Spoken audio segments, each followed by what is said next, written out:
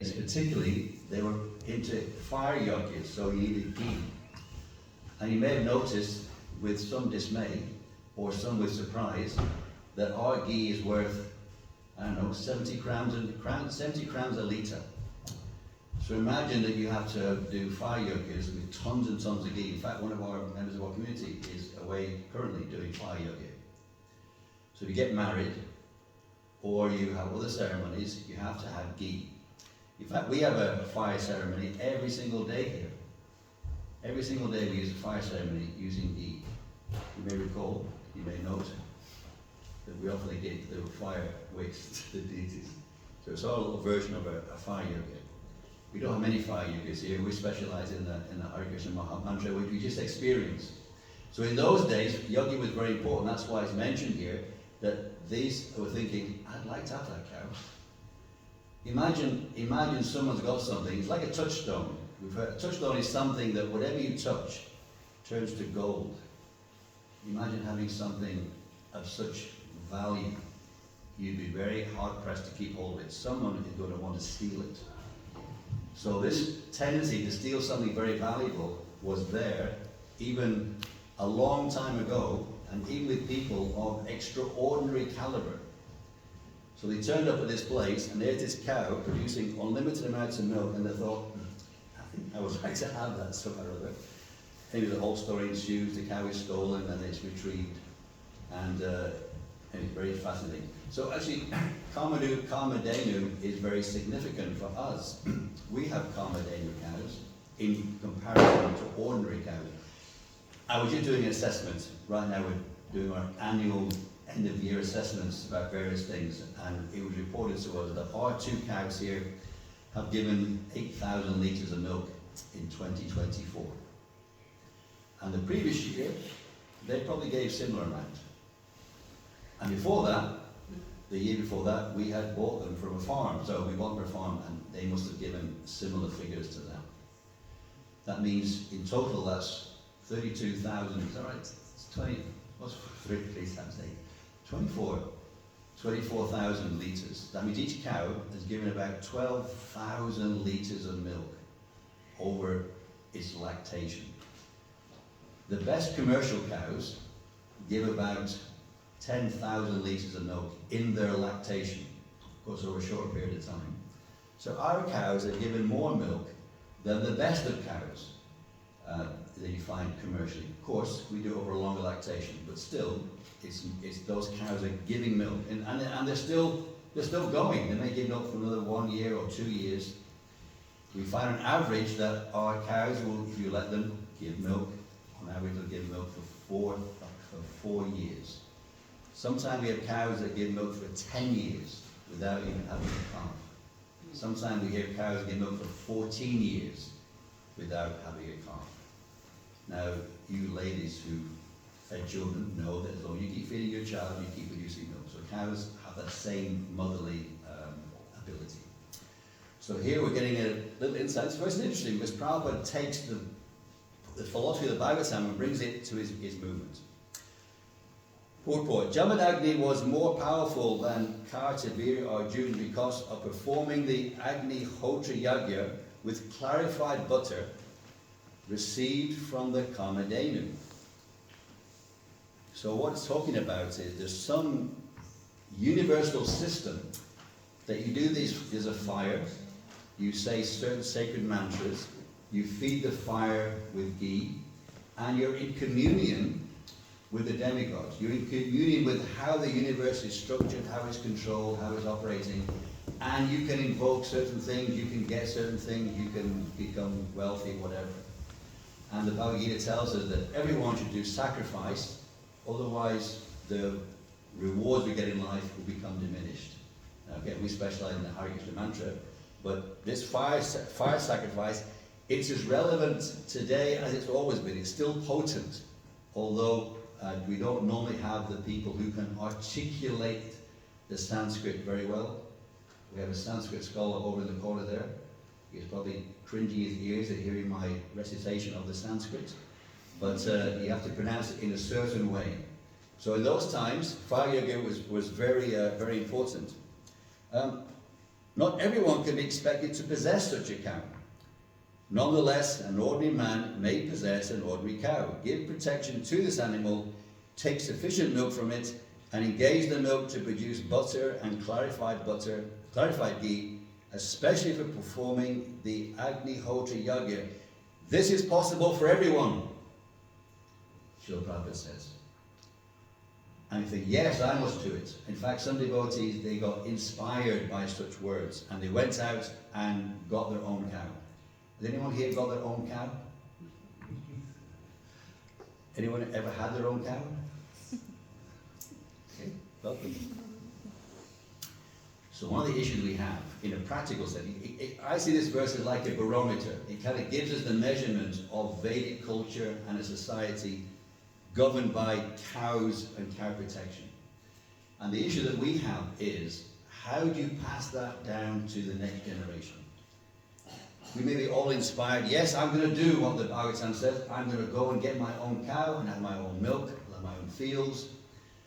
And then you come to 65 years old and you're getting tired and you're thinking about retirement, and you look to your children and you think, will they take on the family business of milking cows, even though it's not profitable, even though in -10 you've got to go milk the cows? And probably they won't. Very rarely do our children follow exactly the same life as ourselves, unless you perhaps got a business, and some of them do. So this is, you could say, the practical dilemma that has to be resolved. So for me, in my role as kind of trying to rally up and be a cheerleader for cow protection, I advocate cow protection within societies, within communities. In fact, we even find that now. There are some projects. We find many times people, they take on responsibility of cows and then they look for someone else who can carry on that responsibility in their retirement. So it's a very live, real issue, and you may even know some gaushaalas like that. So I generally advocate doing it in society. So here in Almviks, there's been a cow protection project since the very beginning. There's always been cows here. That barn is part of the fabric of a society, part of the fabric of the estate and how the project runs. And now we have these cows giving 8,000 litres of milk. And actually, one thing is they give you milk, but in that milk is paneer, and there's ghee, and there's butter, and there's ice cream. It's got to agitate it in a certain way and move it in a certain way. And if you brush them, you just scratch them under the chin like this. They go like this. And sometimes, if you scratch them really roughly with your fingers, their head goes down, their tongue comes out. At least I've experienced cows like that. Their tongue comes out, and it's like they're going into ecstasy. Imagine having a nice massage. So if you give a cow a nice finger rub, if you haven't got a brush to hand, they love it. And actually, we get something from that. We get a kind of reciprocation from it. We get some residual benefit from it. We enjoy doing it. We enjoy giving pleasure to the cows, and we go there feeling satisfied. And we also want to feed them. We want to put them in their mouth and have their tongues come out, curl around it, and pull it in. And if you're kind of not careful, you get their tongue on your hand. It's like abrasive sandpaper. It'll scratch your face, but let them lick your face. So you be careful how you put it in. So feeding the cows, you feel their benevolence, and scratching them, you feel their benevolence. We were discussing the other day. There's actually one person I know who was advised to go and chant their rounds near the cows because the smell of the cow dung can help relieve depression. I think some Ayurvedic health worker advised such a thing to do. So people find something they feel a kind of happiness. So sociologically, cows are very important parts of society, that they're giving so many things. And even here, even their dung, there's a tussle about their dung. Should the dung go on the vegetables to grow potatoes and carrots, or should it go on the fields to fertilize the grass so we get more grass? There's a bit of a interdepartmental tussle where the cow dung goes. So farmers, they want cow dung because they see how it feeds their food. Now I say this because it's interesting, because there's a lot of controversy right now. People are blaming the cows because they belch. They're belching in the gases. Somehow they're causing damage to the environment, and we're all getting hot or cold, depending which part of the world you're in, because of the cows belching. I don't accept that view. I'm not scientific, so I can't refute it scientifically, but in the experience of dealing with cows, everything we know about them is benevolent and beneficial. So I accept the point from this perspective that the gas and their belching is beneficial to the universe, and we're being misadvised by people. Cows are good. So this is talking about the benevolence of them, and it's advocating we have to have cows. Anyone here drink milk or drink products? Anyone choose milk alternatives rather than milk? Okay. It's still my position is you're still relating with the cow, but for various generally ethical reasons, or maybe it's health reasons. Sometimes we have reaction to too much dairy. But if people choose plant-based, they've still got a relationship with the cow. They want milk, and they try to get something that looks like milk, and they think it may be milk, but it's not milk. We look at the contents of how they make soya milk or almond milk. There's so many things they have to put in it to try to dupe you into thinking that it is milk. But the body has this interconnectivity with milk, because that's how the universe was designed. You have a cow, you take the milk, you can be nourished by it, and at the same time, the dung is fertilizer for your land, and the ghee you can use for activities that help you in your connection with Krishna. Thus we find in the Bhagavad Gita, Krishna advises Goraksha, the protection of cows. Very interesting use of the word, cow protection. One time, in the earlier editions of the Bhagavad Gita, they had about cattle rearing, and Srila Prabhupada didn't like it, because cattle rearing doesn't have the connotation of care for the cows. The word Goraksha means go means cows, and Raksha means protection. So Krishna is very clear that you, for Vaishyas, you have your livelihood by the protection of cows. You look after them. And that's what it is described there, was cattle rearing generally gives a picture of what actually happens. People rear the cows and they all get killed. And this is a scenario we're in these days, that from a culture, the Vedic culture, practically speaking, where cow killing was unheard of, now it's practically unheard of not to be killing the cows. This is the society we're in now. And here we are, in Almviks, in the countryside, in an openly propagandist, atheistic country, trying to establish the Vedic culture and demonstrate cow protection.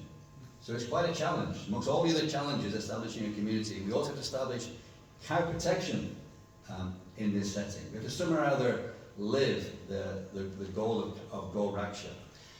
We can try to do Goraksha to tell other people what they should do, but I think it's more important that we do it because we're meant to do it. And then if we have something to say to other people, then they may take note. One difficulty, practically, about cow protection is you need a philosophical underpinning. You need something to establish why you're not going to kill the cow. I mean, you've got to come into the realm then of the soul. It's not a religious position per se, because most religionists, they don't care whether a cow is killed or not. They propagate that you should kill the cow. But for us, our particular flavor of religiosity is that the cow is very important. It's important because it's dear to Krishna, but it's also important because it's a soul. And so it's not just enough to be a religious person. You have to be practically a Hare Krishna type of person who takes the Srimad Bhagavatam, who has a relationship with Krishna, and then the cows are actually saved. So it's like the Sankirtan movement is intrinsically interconnected with the propagation of cow protection. Unless you have a society of devotees of Krishna, or who are sympathetic to it, or who accept it, then you can't actually have cow protection. So sometimes people, they like the idea, oh, if I can sell my milk as cow protection milk, or Ahimsa is a brand that you often hear, I can get more money for it. For example, in India, if you can sell your milk to someone on the Ahimsa brand, you get an extra 5 rupees per litre. Here, the farmer gets, I don't know what he gets here, but in England they might get 45 pence a litre to sell it to the wholesaler. If you can sell cow protection milk, you could get £4.50 for it a litre if you can find some customers for it. Interesting enough, Tejasvi sent me a kind of summary of what our milk costs to produce. You can't answer this, I've told you the answer. How much do you think it costs per litre to produce good old Hare Krishna cow protection milk in Almviks? If you don't, it's just a running cost, have a guess. Okay, put it in this way. 570 crowns per litre. This is the cost. So some may think, great, if I produce milk and keep the cows for a while, I can brand it as Ahimsa and I can get lots and lots of extra money. So some people have tried that, but because they're not devotees, because they don't have God consciousness in their heart, at some point they, time to retire, and the cows get sent away. And I've heard of examples like that even in England. So to protect the cows, you have to be a devotee. So when Krishna says go Raksha, protect cows, it really requires the underpinning of the philosophy of the Bhagavad Gita and the Srimad Bhagavatam. We can go on more, but I thought maybe if anyone has any questions or comments, we can take those now. We're finishing in 8 minutes. How come that the burping of a cow is a problem today? It was never a problem before. The what are a problem, sorry? The burping of a cow. The burping? Well, it was never a problem before. But if you want to get people to change their if you want to tax people in certain ways, if you want to make money from it in certain ways, you have to present it in a certain way. If you can convince people that the belching of a cow is going to cost money, then you can tax someone for it. And that's exactly what's happening. You blame the cow, and at the same time you drive your car in the city. It's not the car so much, it's all, the steel and the industry and all the things going into it. All these things, they're diverting your mind that this cow in the grass, in the field, eating grass, is the cause of the problems, rather than all the industrial things that are going on. It's like electric cars, fantastic green energy. But trace it back. Go to Africa. Go to the Congo mine, where there's 1,000 children rummaging around in this dirt to get the ore for it. So people like to have simple answers. And generally people don't usually inquire about things. The nature of people is to accept what they're told and not really analyze it deeply. But we as devotees, we are meant to understand. We're meant to feel, well actually what do we believe about cows? So, yeah. We have to be convinced that cows are good for the earth, not bad. In fact, you often hear there's too many cows. But if you run the numbers, there's not enough cows. We need more cows. We need more cow protection cows. Roughly, when you analyze the figures between humans and cows, it's roughly about, in the West, it's about 1 cow per 6 people for a cow protection model where everyone gets 0.3 of a litre per person per day. So the population of the Earth is 8 million, which means you should have 1.3 million cows. There's less than that. If you take the Indian cows as an example, they give less milk. So the figures there are almost like 1 to 1, 1 cow for 1 person, which means you need to have 8 billion cows. So no, we don't accept there's too many cows. We accept there's not enough cows. But if your cows are dumping in your drinking water, don't let them dump in your drink water. I mean, for example, if in a manner we have these water troughs. So if you get water straight from the tap, you'll drink it. But if the cows are just past their dung in the water trough, you probably want to drink it, even though it's a cow. So if you put a lot of cow dung in your water, then your water will be overloaded with nutrients.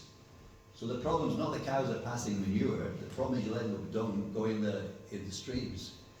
So sometimes these arguments kind of get intertwined.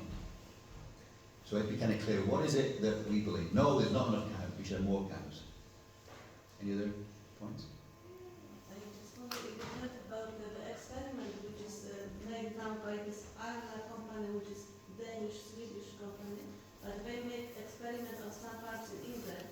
They feed the cows some very heavy chemicals, and these chemicals of course will go to the milk because they want to make them to pass less air or such crazy idea, and it's Bill Gates behind this. I wonder if you heard about this, because if this will go through, then our milk in the shops will be very contaminated. Yeah, therefore that we should drink our own milk from our own cows. But how to stop the other ones to stop feeding? Could you have some? Well, it's in England. There's few parts. yeah, there's a whole controversy about Bovaer. That you feed your cows Bovaer, and maybe your cows will belch less. And but then you're eating it. Whatever you're putting in that food is going into the milk, is going into your system. Now, generally, I'm a bit suspect that such a person you mentioned is a benevolent soul and thinking the best interest of society. I suspect the opposite. So what do we do about it? We have to have our own milk from our own cows. They feed their cows, sometimes, actually in any dairy, sometimes the cows get a bit of mastitis, you've got to give them antibiotics, it's inevitable sometimes. And who knows whether they're antibiotics, they have the waiting period, who knows if they're waiting long enough. How do you sure? The best thing is the cows that you have yourself. We should have our own milk. We should have our own food. We should have our own wood. The things that we produce ourselves, or our community, that we know is the best of milk. So we can try to save the world, but we should start by continuing saving ourselves. That we get to a point that all our dairy products are coming from a protected cow, because not only is it the most ethical milk, but we can see what it's getting, and we know we're getting the best of milk, even if it costs a little bit more. Anything else? We've got 2 minutes left. I heard quite a long time ago from a devotee that there's a difference between Indian cows and the cows here. That the Indian cows, they are the real cows. These are not really, real cows. But Yeah, there's a lot of mischief mongering going on. yeah, There's kind of a racism in the species of cows, racism going on, and it's definitely the same kind of thing. Indian cows. Chopin was very controversial.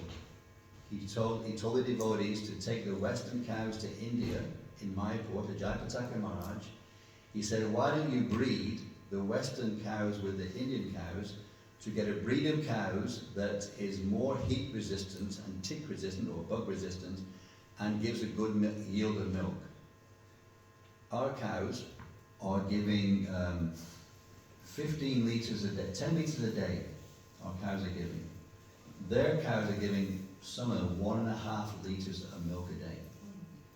So, and sometimes because of this idea that our Western cows are not quite cows, we're going to go with the Indian, the zebu type cows, even if they give no milk, because they're zebus. But Srila Prabhupada wanted us to have good milking cows. But to have a hybrid cow takes a lot of very meticulous management of breeding and control of males and females, and we haven't been able to sustain that. There's a cow in Brazil called a Gearlander, which is a cross between a Gear and a Frisian. I think it's like 5/8 Frisian. But to get that particular statistic, it requires a very powerful management. So there's a lot of mischief mongering. But from Srila Prabhupada's perspective, they're all cows. From a kind of, all the cows get interbreed. They're all cows. So we should again resist such ideas. That Western are not cows and Indian are cows. I've heard things like Western cows came from pigs. Yeah, it's a stupid thing. Everyone knows you can't breed a pig with a cow. Even if the idea was plausible, was an interesting idea. Or it comes from deer. So many silly things have been said. Cows are cows. And there are kind of some, kind of interesting species. There's like, I don't know, so many different kinds of cows. For example, a yak is a cow. If you're in Nepal and you want to have cows there, you need to have woolly jackets, so that yaks have woolly jackets. getting gripping on my time now. Okay, I'll end there on that controversy. Shyamasundar ki. Almviks protection ki. Hare Krishna. Hare Krishna.